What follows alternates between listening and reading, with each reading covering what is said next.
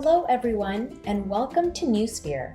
For this project, we are going to make a Skittles rainbow science experiment.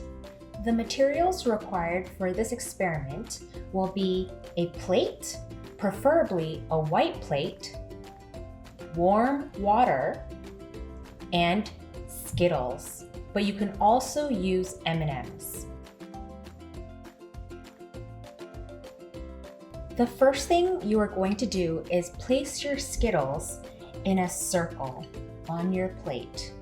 You can try doing this in different shapes to see what happens, but I'm just going to make a circle.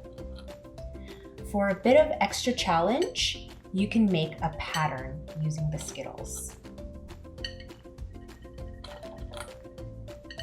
Once you have completed your circle, add in your warm water in the middle of the plate.